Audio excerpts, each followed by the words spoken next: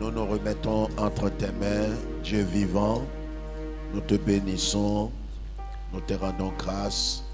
Merci de nous conduire ce matin dans ta parole. Que je diminue, Seigneur, je ne suis pas digne de me tenir là, mais dans ta grâce infinie, tu nous donnes l'opportunité d'entendre ta parole. La gloire est à toi seul, pour toujours et à jamais. Au nom de Jésus. Amen.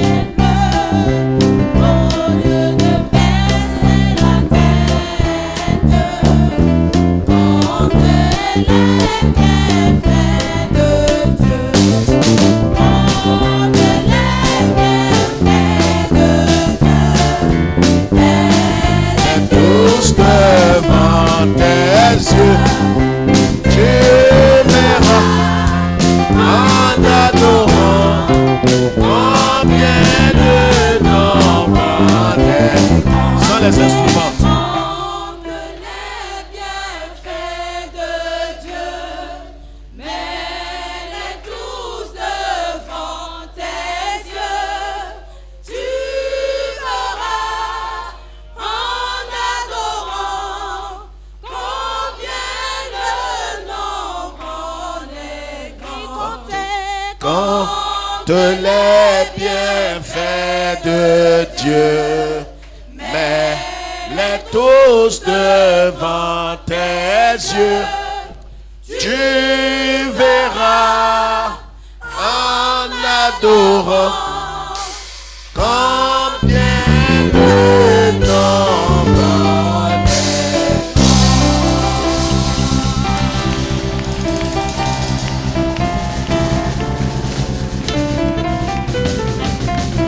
Alléluia. Alléluia.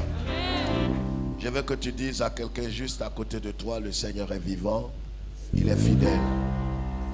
Dis-lui qu'il est fidèle. Dieu le fera. Asseyez-vous. Ceux qui sont au fond, rapprochez-vous.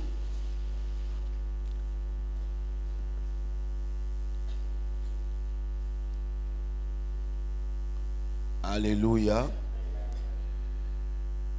Que Dieu vous bénisse. Il dit que Dieu vous bénisse. Alors, nous allons prendre nos Bibles. En 2 Samuel chapitre 16. 2 Samuel chapitre 16. Le verset 5 jusqu'au verset 14. 2 Samuel chapitre 16. Le verset 5 jusqu'au verset 14. Alléluia. Alléluia. Israël, vous n'êtes pas vivant ce matin. J'ai dit Alléluia. Voyez, votre amen doit être un amen vivant plus que vivant. Alléluia. Et quand votre amen est vivant, alors le culte tout entier est béni. Alléluia. Et je crois que les frères au deuxième culte peut-être vont faire mieux que vous. Et je crois que c'est votre souhait aussi. Que Dieu soit adoré plus grand, Dieu soit honoré et vénéré davantage. 2 Samuel chapitre 16 versets 5 à 14. 2 Samuel. David était arrivé jusqu'à Bachurim. Je voudrais que vous trouviez tous le passage. C'est un passage très important. 2 Samuel chapitre 16, le verset 5 jusqu'au verset 14. Le verset 4, 5 jusqu'au verset 14. Allons-y. David était arrivé jusqu'à Bachurim. Suivez très bien. Et voici, il sortit de là un homme de la famille et de la maison de Saül, nommé Shimei, fils de Guéra. Il s'avança en prononçant des malédictions. Et en prononçant des malédictions, Et il jeta des pierres à David et à tous les serviteurs du roi David, tandis que tout le peuple et tous les hommes vaillants étaient à la droite et à la gauche du roi. Shimei parlait ainsi en le maudissant. Va-t'en, va-t'en, homme de sang, méchant homme.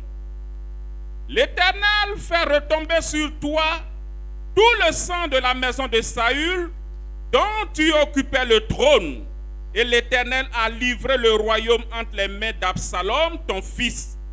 Et te voilà malheureux comme tu le mérites, car tu es un homme de sang. Alors Abishai, fils de Séruja, dit au roi, pourquoi ce chien mort maudit-il le roi mon seigneur? Laisse-moi, je te prie, aller lui couper la tête. Mais le roi dit, le roi dit, est-ce qu'on peut le dire ensemble? Mais le roi dit. Dis le plus fort. Mais le roi dit. Lève la tête s'il te plaît, lève la tête. C'est ce mais là qui nous intéresse ce matin. Alléluia. Amen. Mais le roi dit. Et puis quoi? Qu'ai-je à faire avec vous, fils de Tseruja? S'il maudit, c'est que l'Éternel lui a dit. C'est que l'Éternel lui a dit. Pas les sorciers, pas les génies, mais certainement que l'Éternel lui a dit de faire ce qu'il est en train de me faire. Voilà l'attitude de celui qui véritablement est sur le chemin de la vie éternelle. Continue. S'il maudit, c'est que l'Éternel lui a dit, maudit David. Qui donc lui dira, pourquoi agis-tu ainsi? Et David dit à Abishai et à tous ses serviteurs, voici mon fils qui est sorti de mes entrailles en veut à ma vie. À plus forte raison ce Benjamite, laisse-le et qu'il maudisse, car l'Éternel le lui a dit. Peut-être l'Éternel regardera-t-il mon affliction et me fera-t-il du bien en retour des malédictions d'aujourd'hui. David et ses gens continuaient leur chemin. Ils continuaient leur chemin. David et ses gens continuaient leur chemin. Dis-le avec moi. David et ses gens continuaient leur chemin. Est-ce qu'ils se sont arrêtés? Non. Est-ce qu'ils ont fait demi-tour? Non. Parce que quelqu'un sur le chemin était en train de les maudire? Non. Est-ce qu'ils ont fait demi-tour? Non. Répondez-moi avec votre cœur. Je demande, est-ce que David et son peuple se sont retournés? Non. Terminons. Et Shimei marchait sur le flanc de la montagne. Donc pendant que David et ses gens sont en train de continuer leur chemin, Shimei, qui est en train d'insulter David, de maudire David, les suit toujours. Ils ne vont pas te laisser. Ce n'est pas tes jeûnes et tes prières qui vont arrêter ça. Ils ne vont pas te laisser parce que Dieu les a positionnés pour la transformation de ta vie intérieure.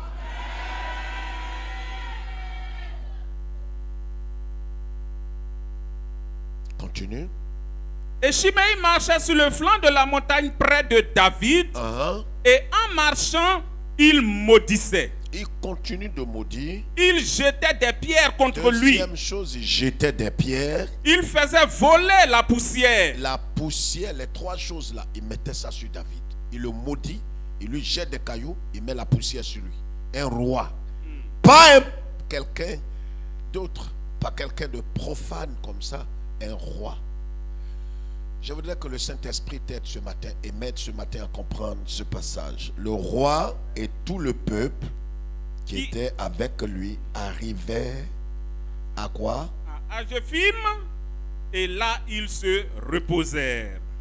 Ils sont arrivés là où ils devaient arriver, et c'est là qu'ils se sont reposés. Tu ne dois pas te reposer tant que tu n'es pas arrivé. Asseyez-vous. Levez la tête, s'il vous plaît. Voici la parole de notre Dieu ce matin.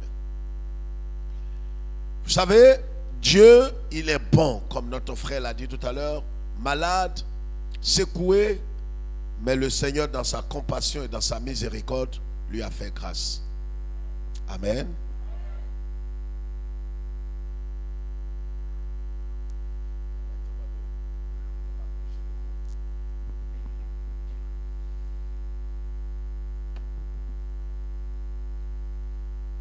Et nous voyons là comment David, et notre thème central, c'est toujours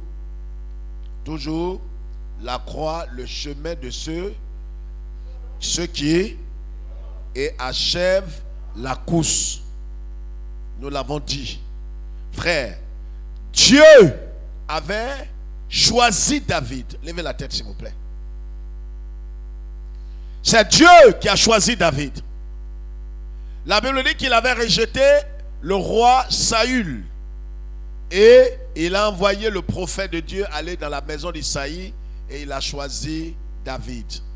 Quand il a choisi David, selon la parole de Dieu, il a oint David par le canal du prophète Samuel. Écoutez-moi très bien. J'ai dit de lever la tête, madame. Vous savez, le chemin sur lequel nous sommes est le chemin de la vie éternelle. Et le Seigneur Jésus dit qu'en vérité, il y a deux chemins. Il y a le chemin large qui mène à la perdition, sur lequel beaucoup se trouvent. Et il y a le chemin qui est un chemin très rétréci, le chemin étroit, comme la Bible l'appelle. Plusieurs ne retrouveront pas ce chemin. Et quand Dieu appelle un homme, quand Dieu saisit un homme par la voie de la repentance, quand nous entendons la parole de Dieu et nous nous repentons, nous nous détournons de notre mauvaise voie pour nous tourner vers Christ par la foi. Alors là commence maintenant l'œuvre de Dieu. Le Saint-Esprit va faire son œuvre dans notre cœur. Voilà ce que beaucoup de chrétiens n'ont pas compris. C'est pourquoi, vous voyez, frères et sœurs, on peut donner sa vie à Jésus. On peut réellement faire la paix avec Dieu. On peut s'engager sur le chemin étroit. On peut aimer Dieu. On peut adorer le Seigneur. On peut célébrer le Seigneur. On peut donner au Seigneur. Mais, toutefois, nous ne sommes pas agréables à Dieu. Et l'une des choses que les chrétiens, très souvent, nous oublions, c'est que ce que Dieu recherche dans ta vie, ce n'est pas ton confort. Voici pourquoi est-ce que l'évangile de prospérité a conduit plusieurs dans la déchéance, dans les dettes, dans la confusion. Pourquoi? Parce que on leur a dit, par l'entremise de leur suppôt et leur prédicateur, on leur a fait croire que vous êtes venus à Jésus pour que vous soyez immensément riches, vous soyez nantis, que vous possédiez cela ou possédez ceci. Mais laissez-moi vous dire que ce n'est pas ce que Jésus est venu faire. Quand vous lisez le Nouveau Testament, vous n'allez pas voir une seule fois où Jésus a rendu quelqu'un riche. Est-ce que ça veut dire que l'argent n'est pas bon? L'argent n'a jamais été un problème. Dieu peut te bénir plus, il peut te bénir plus que n'importe qui sur la terre, et il le fait pour un but. L'argent n'est pas la finalité dans la marche chrétienne. Ça peut être un tremplin. Ça peut être un passage. Si Dieu te donne les moyens nécessaires, ce n'est pas la finalité. C'est pourquoi tout chrétien né de nouveau ne cherche pas comme finalité être riche, posséder la terre, régner, commencer à se réjouir. Dieu peut utiliser ces choses comme un moyen, un canal, un instrument. Parce que la finalité de la vie chrétienne, Dieu nous amène à être semblable à son Fils bien-aimé. C'est là le but final, ce qu'on appelle l'ultime objectif, l'ultime but de Dieu dans notre vie. Donc il ne nous amène pas à autre chose, il nous amène à être semblable. C'est pourquoi tout ce qu'il peut utiliser pour nous amener à être semblable à son Fils, il ne va pas s'empêcher de le faire.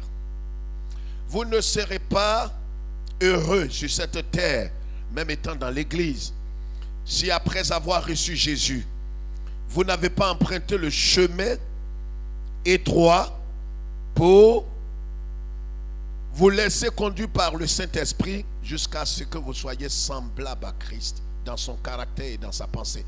Vous devez permettre au Saint-Esprit de forger en vous le caractère. Vous savez, la seule chose, je vous le dis en même temps, la seule chose que nous emporterons avec nous dans l'éternité, ce n'est pas l'argent, ce n'est rien d'autre que notre caractère. C'est pourquoi Dieu, dans son amour et dans sa miséricorde, veut forger en nous le caractère de son Fils bien-aimé.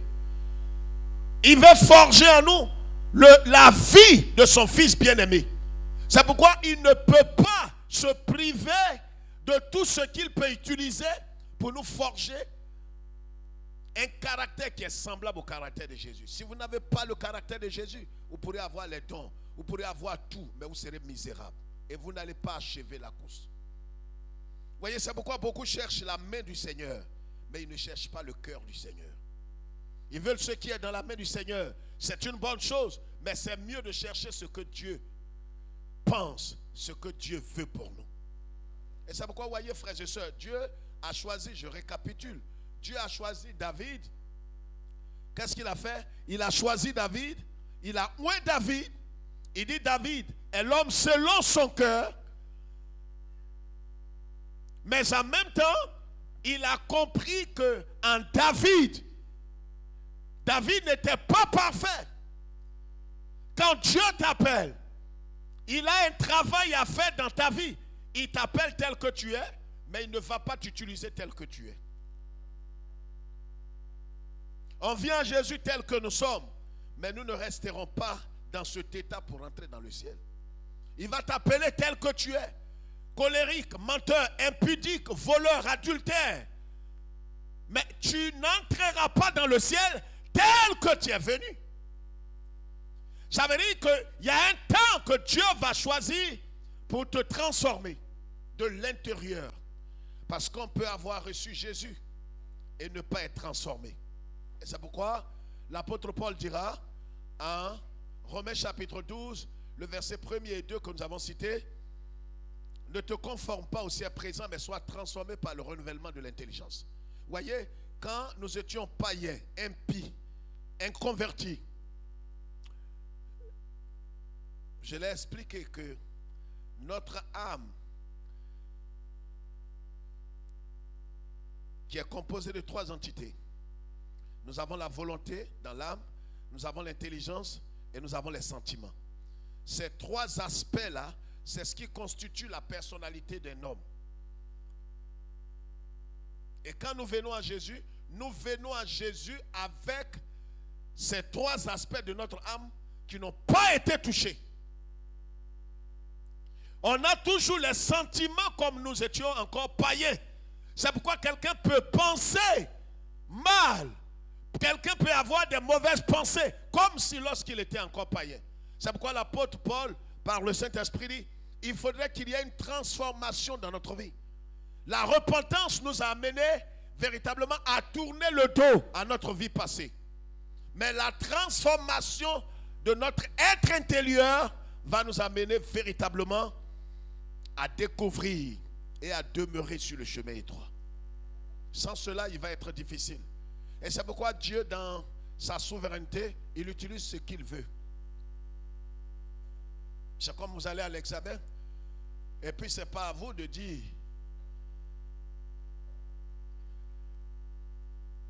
à ceux qui doivent vous donner la composition, donnez-nous tel ou tel exercice ou devoir.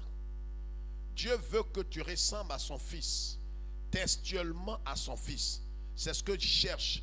Il ne cherche pas à ce que tu sois riche. Ce n'est pas le vœu de Dieu, ce n'est pas ce que Dieu cherche. S'il peut te donner de l'argent, pour que cet argent puisse t'aider à t'approcher davantage de Jésus, il le fera. S'il peut te donner un mari, il peut te donner une femme, il peut te donner de l'argent ou une maison ou quelque chose d'important dans ta vie, tout ce qu'il fait dans ta vie, le but pour lequel il le fait, ce n'est pas pour satisfaire la chair, mais c'est pour t'amener à être semblable à son fils. Même la nourriture physique qu'il te donne, tout ce que Dieu fait, il le fait pour un seul but. Il le fait pour un seul. C'est pas pour que tu te glorifies dans la chair, pas pour que tu t'enorgueillisses, pas pour que tu sautes, tu cries, tu te compares aux autres et que tu dises que tu es meilleur qu'aux autres. Non, mais Dieu fait tout ce qu'il fait, même la réussite à l'école. Il t'a protégé, il t'a guéri d'une maladie. Il fait toutes ces choses pour un seul but.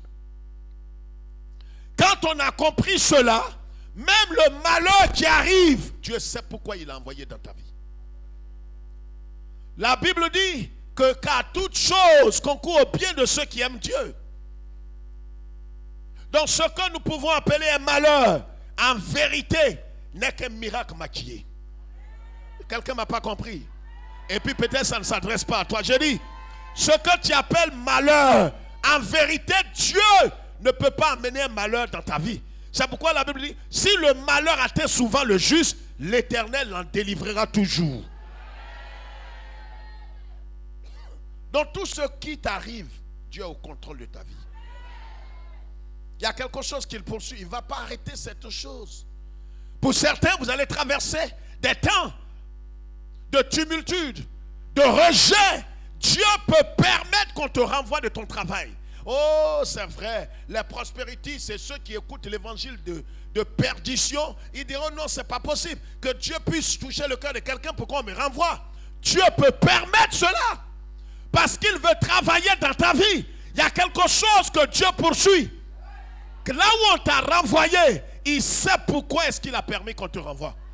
Pendant qu'il ouvre, il ferme la porte de ce travail, il est en train d'ouvrir une porte plus grande, là où tu vas glorifier son nom, là où tu vas élever son nom. C'est pourquoi, voyez, la Bible dit, marchez par l'esprit. Ne marche pas dans la chair, ne marche pas par la vue, ne convoite pas, ne te compare pas, ne te sous-estime pas, ne maudis pas Dieu dans ton cœur. Dieu n'est pas dépassé par les événements que tu vis. Il n'est pas dépassé. Je vous ai enseigné ici il y a quelques années que Dieu n'est pas un pompier. La solution de ton problème est plus vieux que ton problème. Non, tu ne m'as pas compris.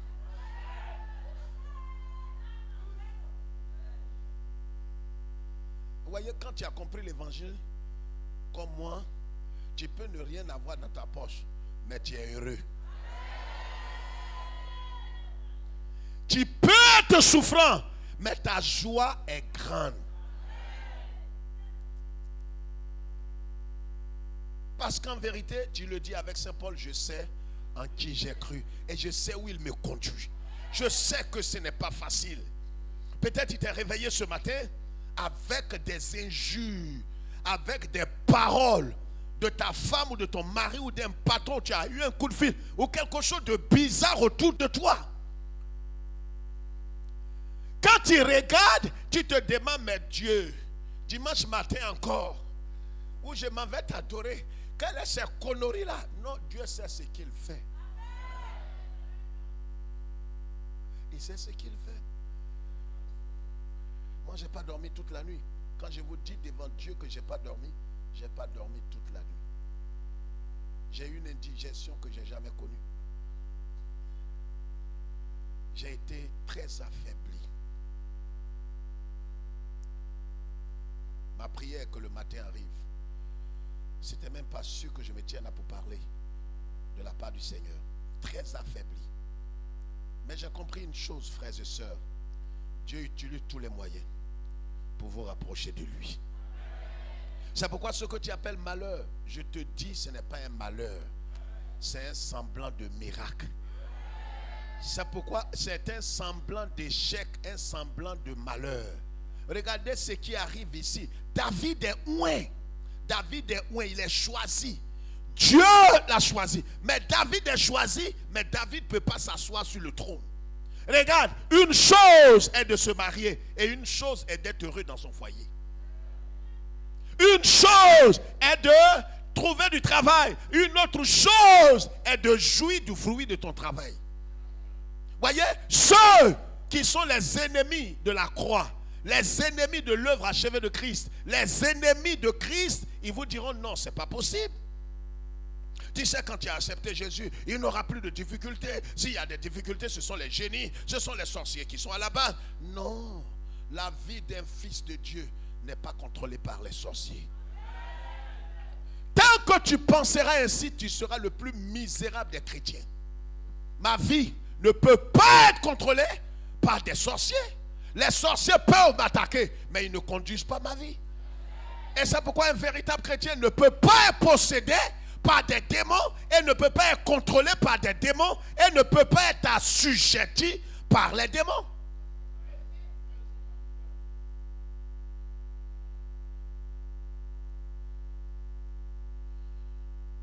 Dieu appelle David. Mais David n'a pas d'honneur. On l'a oué roi. Mais roi qu'il a été oué, au lieu d'aller s'asseoir au palais, c'est dans les cavernes, dans les montagnes qu'il dort. Ça, c'est quelle royauté?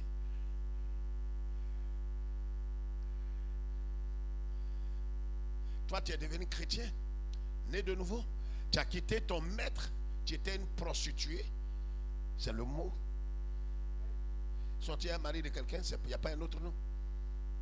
Ou sortir à quelqu'un qui n'était pas marié, c'est de la prostitution. Oui, ailleurs, on ne peut pas te dire ça, parce que si on te dit ça, tu ne vas plus donner ta dîme.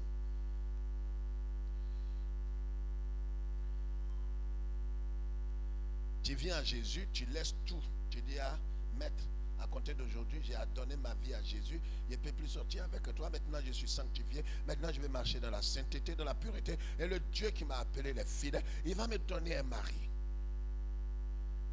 Donc, ta pommade supprimée, loyer supprimé. Tout est supprimé. Maintenant, moi, j'ai décidé de suivre Jésus.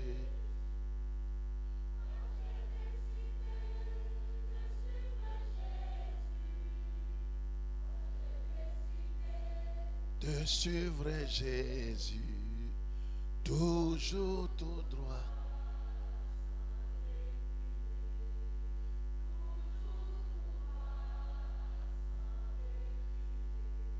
Et c'est de ça qu'il s'agit. C'est pourquoi vous comprenez pourquoi l'église évangélique ne chante plus ces vieux cantiques. Parce qu'on veut reculer. On veut retourner à ce qu'on a vomi. On veut avoir un pied avec Jésus, un pied avec le monde. David est oué, mais il ne peut pas s'asseoir sur le trône. Il ne peut pas être honoré. Il ne peut pas être célébré. Il ne peut pas avoir les hommages de son peuple. Alors tu dis, alors lui qui a chanté ça, quand tu es venu, ça fait 1 an, 2 ans, 3 ans.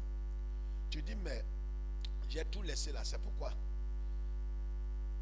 J'apporte ma petite dîme, mon offrande, j'ai fait tout. Dieu, si tu continues comme ça, j'ai retourné à ce que j'ai vomi. Hein. Les païens là passent autour de moi. La tentation est grande. La tentation est grande. Si tu ne me donnes pas un mari là, ça c'est toi qui as cherché. Hein. Non, c'est ta mort par sida qui est arrivée. Dieu t'a gardé jusqu'à 7 heures parce qu'il avait un projet sur ta vie. Maintenant que tu l'as reçu, si tu retournes, ce n'est pas certain que tu reviennes vivant. Alors, les ennemis de l'évangile, ils vous diront non, c'est les sorciers, c'est pas normal qu'un fils de Dieu soit loin de Dieu, soit béni de Dieu. Je refuse que moi, 2 ans, 3 ans, belle femme, et puis je n'ai pas de mari. Ça c'est quelle église? C'est quel Jésus? Mon Jésus que je connais, il donne le mari rapidement, il ramasse comme ça quand tu vas dans la présence de Dieu. Aveugle de ces âges, aveugle, né pour se perdre. La vie chrétienne. Mais pourquoi Jésus dit c'est un chemin étroit? Il y a des épines. C'est pas facile. C'est pourquoi Jésus au bout là-bas il dit quand vous arriverez, je vais essuyer vos larmes. Est-ce que lui c'est un comédien? Il sait que tu vas pleurer.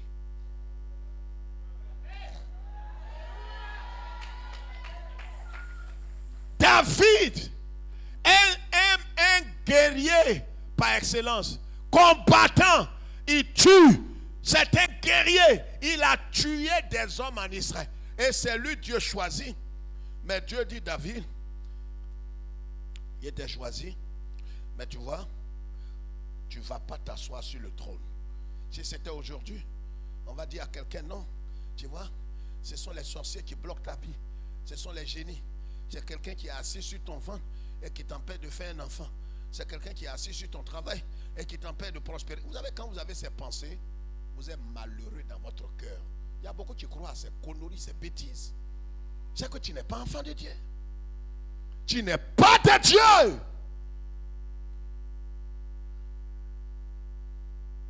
Moi, mon bras qui est là, Jésus est la tête. Peut-être toi, tu es sa main. Et quelqu'un vient s'asseoir sur ta main. Et la tête dit, je ne suis pas concerné. Comment ça, il n'est pas concerné? Là où la tête va, c'est là-bas le corps suit.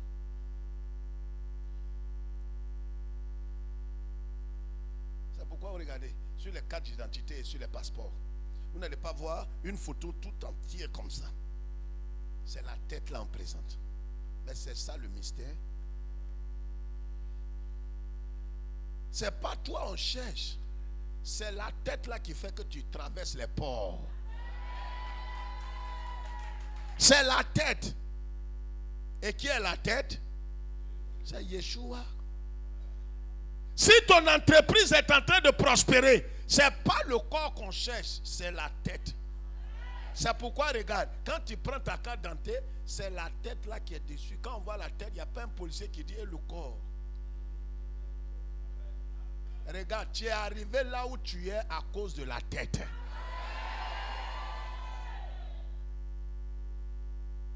C'est de la tête qu'il s'agit. Le corps va où?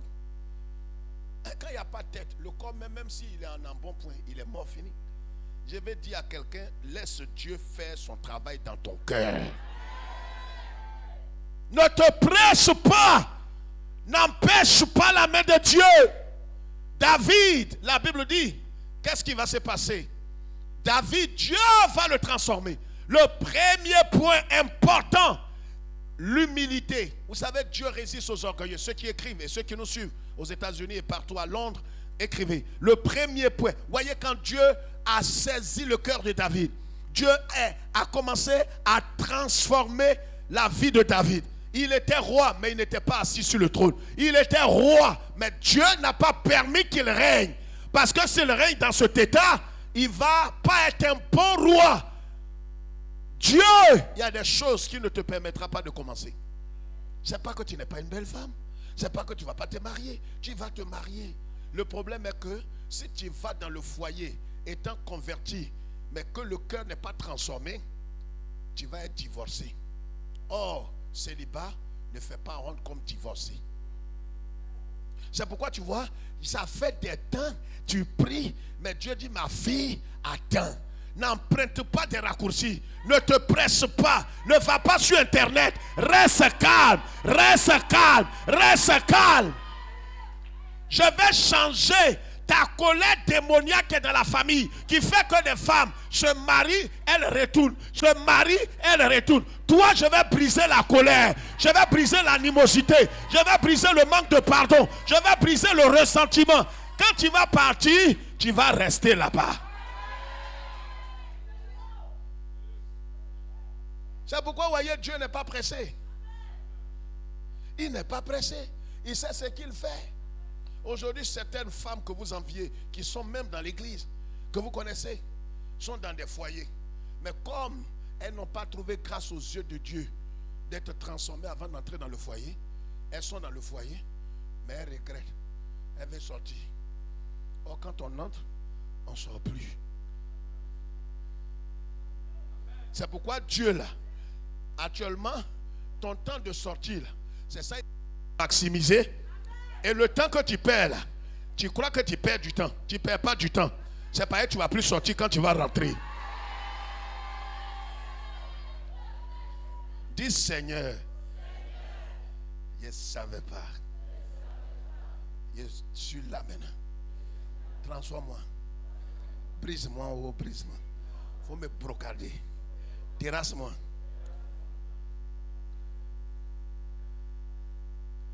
Quand Dieu n'est pas en retard. Je vous ai toujours dit, il peut venir tard, mais il n'est pas en retard. Il vient quand tout est mélangé et gâté, décomposé. C'est là il vient. Quand il vient, toi-même, tu ne crois plus. Mais là, il ne dépend plus de ton croire ou tu ne crois pas. Il va travailler. Ta situation ne le dépasse pas.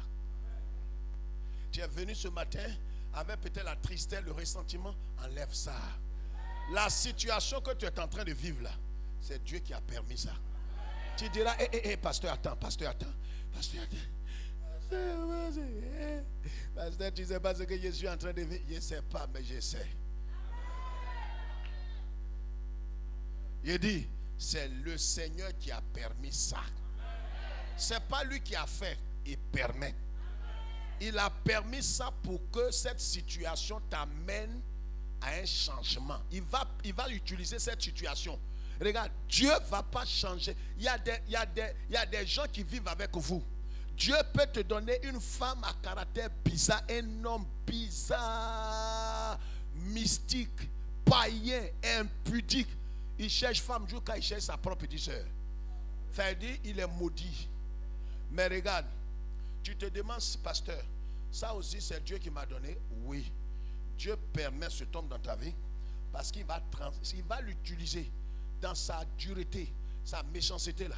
C'est la croix de Dieu pour toi. Il va utiliser le canal de cet homme pour t'amener à un brisement, à un changement radical, et tu vas être un canal de bénédiction pour plusieurs femmes. Il n'y a pas quelque chose qui t'arrive que Dieu n'est pas au courant. David, il est ouin. Quelqu'un qui tue l'homme dans l'amusement. La Bible dit il est ouin. Au lieu de s'asseoir sur le trône, il est dans les cavernes. Regarde, tu peux être ouin, tu peux être choisi de Dieu, mais tu n'as pas de poste. Tu n'es pas positionné. Tu rentres là, c'est les païens. Des chrétiens à califourchon, des chrétiens charnels, des chrétiens impudiques. C'est eux qui progressent, ils prospèrent. Toi-même, tu te dis, mais donc, c'est quand Dieu même, c'est quand tu fais les mauvaises choses que tu gagnes quoi. C'est quand tu fais les mauvaises choses que vraiment tu prospères. Moi, tu es en train de me pousser vraiment à faire les mauvaises choses. Toi seul, quand tu vas faire mauvaises choses, tu vas mourir. Une mauvaise chose ne te ressemble pas. Toi, tu es un fils. David, Shimei le rencontre. C'est pourquoi la première attitude que Dieu a permis que David reçoive, David est devenu humble.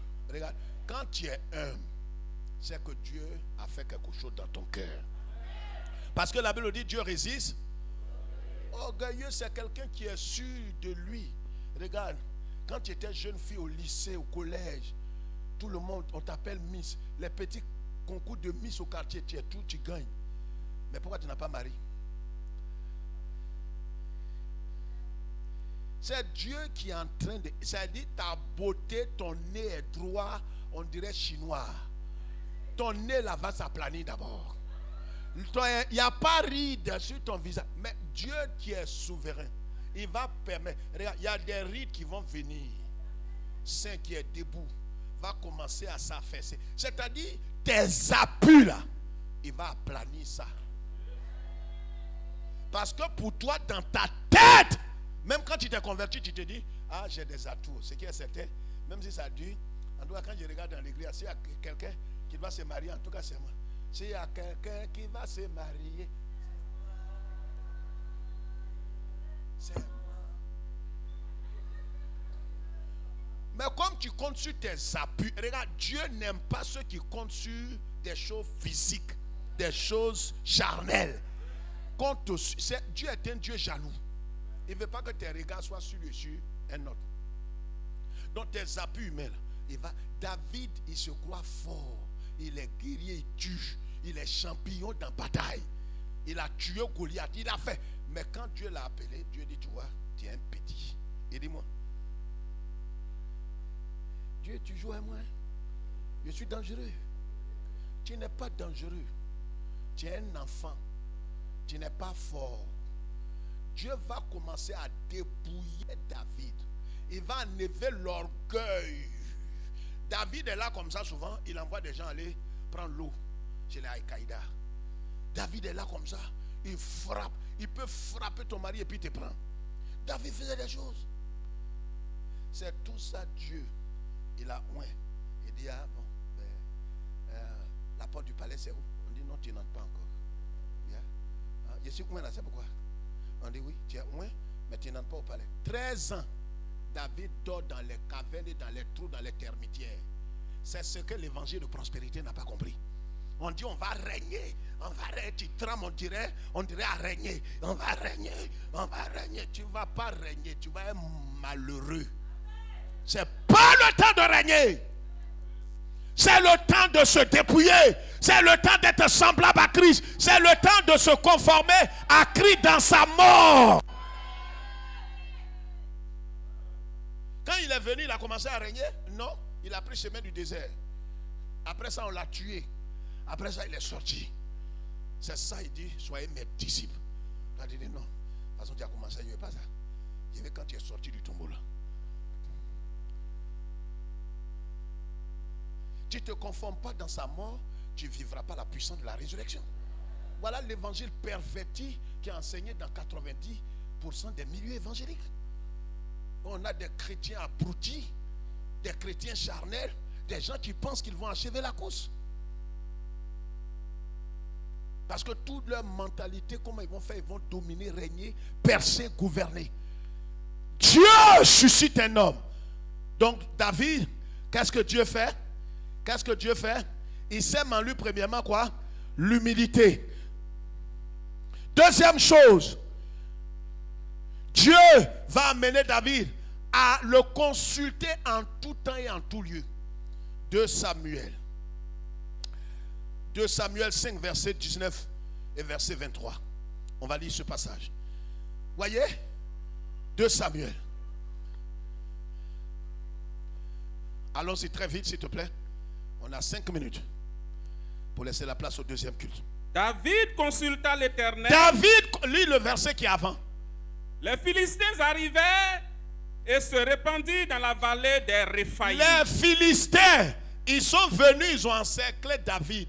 Normalement, quand quelqu'un t'a encerclé et tu les vois comme ça, tu ne dis pas non, accordez-moi 1 minute, je vais aller chercher la face de l'Éternel. Non. En même temps, mieux. Voilà le chrétien charnel. On dit non, moi, je vais faire quelque chose. Vous savez, maintenant où les gens sont là comme ça, je ne peux pas prier. Je ne peux pas prier. Avec la situation là, je ne peux pas prier. Nous tous, on est emportés très souvent. Qu'est-ce qui se passe? Qu'est-ce qu'on fait? Dès qu'il y a une situation, on met Dieu en dernière position. Nous le faisons, non? Je suis dedans. Il y a un problème de santé, un problème de temps, On veut chercher la solution par nous-mêmes, par nos réseaux, par nos connaissances. C'est quand on a échoué là-bas. On dit, ah, pasteur, oui, j'ai tout essayé pour le problème là. Ouais, ça est en train de prendre le chemin de Maca. Oui, la prison. Vraiment, mettez-moi en prière. Il dit, mais ça a commencé quand? On est sur cette affaire depuis 2 mois. Regardez, 2 mois. C'est maintenant il veut mettre en prière. On dit, mais est-ce que tu as prié? Bon, pasteur, il faut dire prière. Je suis allé voir mon oncle qui a la cour d'appel là. Et j'ai vu aussi mon neveu qui est Janam. J'ai vu aussi le petit frère de l'ami direct du cousin, de l'oncle de ma tante qui est au palais. On a tout essayé. Ouais. C'est quand on a touché toutes ces portes, on a échoué. C'est là maintenant on vient. Non, Dieu c'est la première place. Quand il y a David, avant David, quand tu es charnel et que tu n'es pas en train de permettre à Dieu de forger en toi le caractère de Christ, quand il y a des choses qui sont agitées, tu vois d'abord tes réseaux, tes connaissances. Mais quand tu es en train de marcher à la ressemblance de Christ, marcher par l'esprit, comme David, quand il y a quelque chose, tu ne dis pas non. Regardez, David a eu déjà des victoires. Malgré ces victoires qu'il a eues, il a eu victoire lundi. Normalement, mardi, la situation se présente, il n'a pas besoin d'aller consulter Dieu, mais il va consulter Dieu. Mercredi matin, il y a un problème, il consulte Dieu.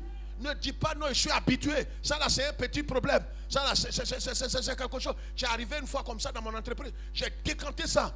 Je sais comment je vais faire ça. C'est ton humiliation, ta confusion là, qui est arrivée. Oh, ça, pasteur, il faut laisser. Mon mari, cette bêtise-là, il a fait ça en 82. Et cette année encore, même en 2019, là, il veut commencer cette bêtise. Mais je sais comment je vais faire. Non, laissez pour vous. Enlevez pour vous dedans. Je le maîtrise. C'est ton divorce là qui est en train d'entrer tes petits yeux là. Toi, tu maîtrises. Dieu a utilisé ce don pour te briser. Il dit, j'ai suscité Pharaon pour ma gloire. Il y a des hommes que Dieu va susciter pour te briser. Il y a des gens qui sont avec toi. Tu veux qu'ils te quittent. Dieu ne permettra pas qu'ils te quittent. Il est agrippé à toi. Dieu va l'utiliser pour briser ton caractère, pour transformer ta vie. Il est accroché à toi. Tu dis, Dieu, j'ai fait quoi pour gagner un homme comme ça? J'ai fait quoi au bon Dieu? Dans tous les garçons là, c'est le restant des garçons que tu m'as donné. Un garçon toxique comme ça. J'ai fait quoi? Garçon crabe. Cupide, il aime l'argent. Oh, mon mari là. Et il n'est pas bon l'homme. En tout. Oui, Dieu a permis ça pour toi. Parce qu'il connaît ton caractère. L'homme là, à cause de lui, toi, de toute façon, tu jeûnes et tu pries. C'est pas comme ça ta camarade prie. Bah, lui là, il te pousse à te rapprocher de Dieu. Il te pousse à te rapprocher de Dieu. Parce que tu ne peux pas régler ce problème de toi-même. C'est pourquoi les femmes mariées parmi nous ont un caractère arrogant. Vous allez briser votre foyer. Vous avez vos maris qui ne sont pas convertis ou qui sont d'une autre religion. Peut-être même qui sont sorciers, qui sont mis. Ce n'est pas à vous d'exposer votre mari. Tu es sorcier, tu es méchant, tu es un mystique, tu es un bâtard. Moi, tu es un bâtard. Une femme qui a toutes ses facultés et qui entend le message de la croix, qui est une fille de cette maison, ne parle pas comme toi. Tu es arrogante. Et tu risques de mal finir. Une femme mariée ne se conduit pas comme ça.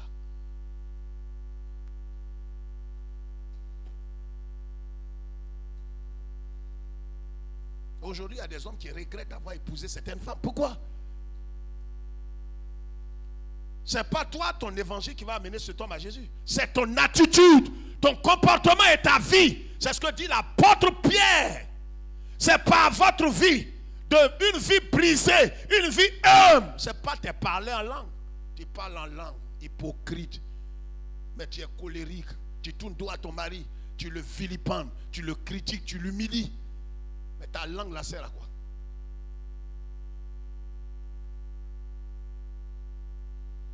David consultait Dieu constamment. Troisième chose, David avait une attitude de compassion et de générosité vis-à-vis de Méphibosheth. 2 Samuel chapitre 9 verset 4 à 7. On ne va pas lire. Vous connaissez tous l'histoire de Méphibosheth. C'était le petit-fils de Saül, l'ennemi de David. Regarde, quelle que soit la méchanceté que ton mari, ta femme, ton parent, ton patron a eu envers toi, un cœur de compassion.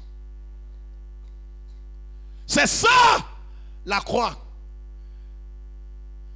Tu ne peux pas dire, il m'a fait ça, en retour tu vas me connaître. Tu vas reconnaître que je suis la fille de Bindé. Bindé dans notre famille. Pour nous, reste pas à l'étranger. Un converti. Qu'est-ce que tu fais parmi nous depuis des années? Traite. À cause de toi, on jette l'opprobre sur toute la communauté. On dit, mais elle aussi, elle est avec vous. Ah, lui là, il prie avec vous. Mais pourquoi il ne change pas?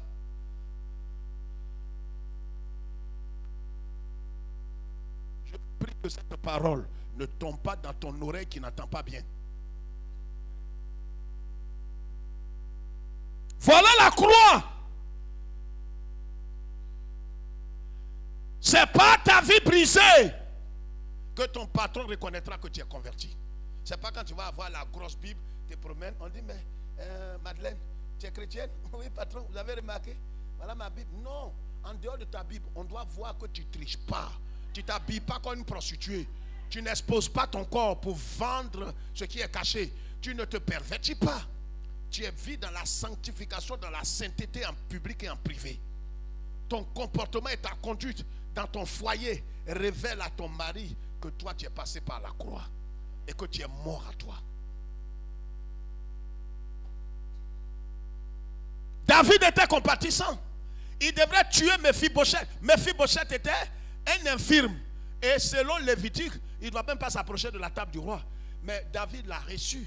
Il a permis que Méphibosheth mange à sa table. Regarde, même s'ils ont été méchants envers toi, toi sois compatissant.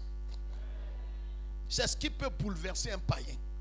Ton mari t'a traîné dans la boue. Il n'est pas amour, il n'est pas romantique, il n'est pas tant, il n'est pas bon, il n'est pas tant, il ne fait pas bien, il ne fait pas ça. Oui, toi, comme tu es intelligent, comme tu es né de nouveau, tu es brisé, en retour, bénis-le. Sois compatissante, sois amour envers lui. C'est ça qui va le toucher. Le mal que il t'a fait, en retour, toi, tu lui fais du bien. Ils t'ont pas aidé, ils ne t'ont pas aimé, ton père t'a rejeté. Mais tu vois, qu'en retour, tu lui pardonnes, tu l'aides, tu l'aimes, et le peu boulot que tu fais, tu lui envoies un peu d'argent. Et pourtant, il ne t'a pas mis à l'école. Ceux qui l'ont mis à l'école ne l'aident pas. Mais toi qui l'as rejeté, tu es en train de l'aider. Tu es en train de le soutenir. Et pourtant, il n'a rien fait dans ta vie. Voici ce qui va te rendre heureux. Mais si tu veux répondre au mal par le mal, comme les gens parlent de retour à l'envoyeur, c'est de l'initiation à la sorcellerie. Dans les églises aujourd'hui, on tue les sorciers. On va les tuer maintenant. Allez, apprêtez-vous. Apprêtez-vous. Mais, die. Tu es un baille-fouet, sorcier, gougnon. Tu tues sorcier pour faire quoi? Quand Jésus-Christ dit bénissez votre ennemi. Ouais, voilà l'évangile.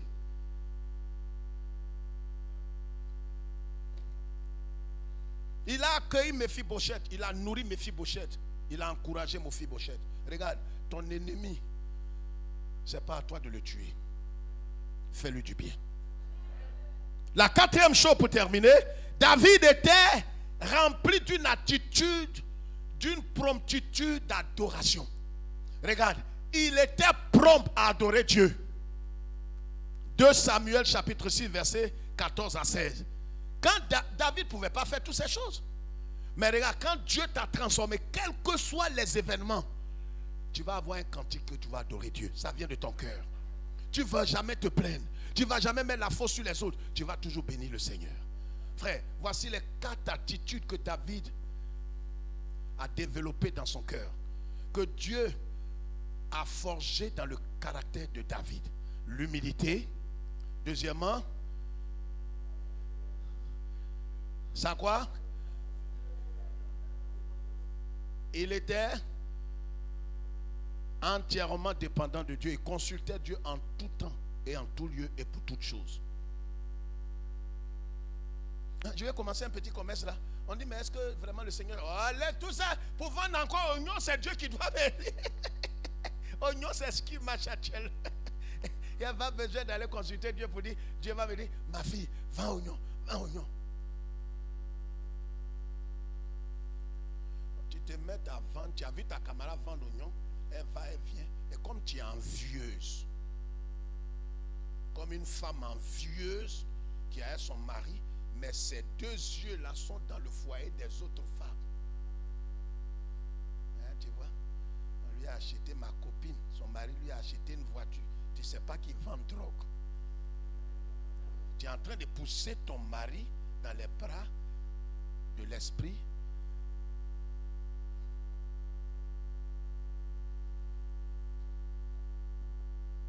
Il adorait Dieu. Quand l'âge rentrait à la cité de David qu'on appelait Sion, qu'est-ce qui s'est passé? La Bible dit que David a commencé à danser, à célébrer Dieu. Sa femme qui est charnelle a allé dire à David, pourquoi toi tu es roi, tu danses dans la poussière comme ça? Mais quelqu'un il est brisé. Il est brisé. C'est pas quelqu'un qui se prend la tête. Il dit non, il est 12e conseiller du ministre. 12e conseiller. Et il se prend pour le président. Donc il vient au culte. Oui. Est-ce qu'on a nettoyé la chaise là pour moi? Nettoyer ça.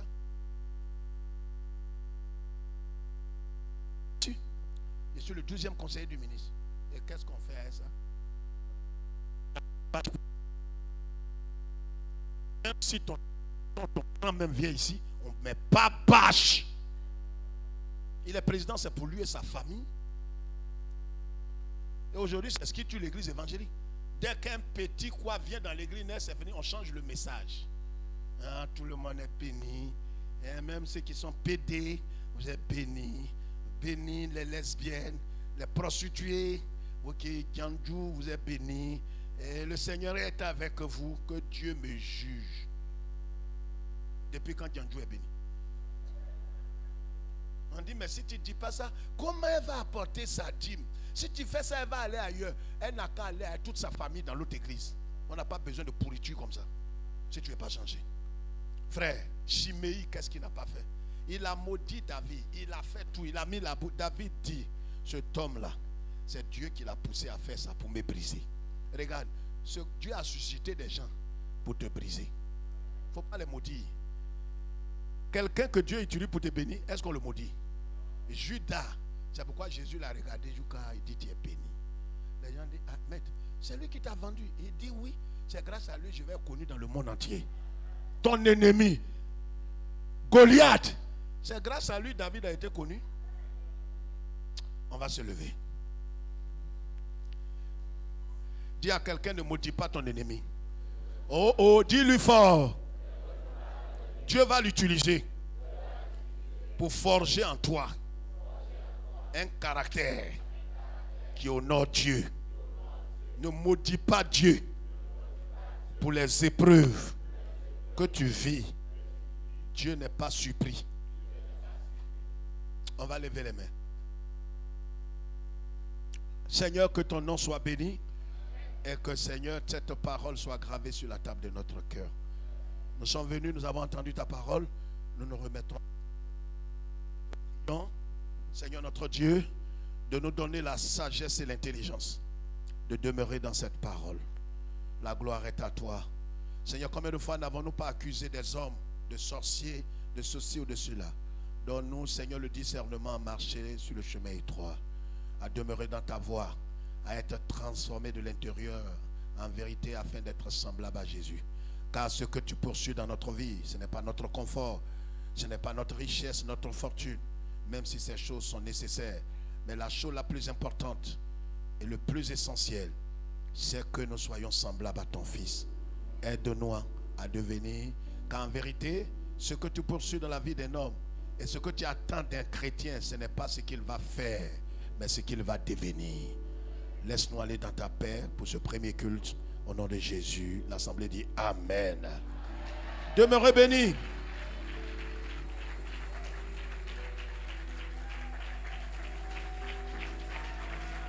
Que Dieu nous bénisse. Alors, le dimanche prochain, vous ferez le premier culte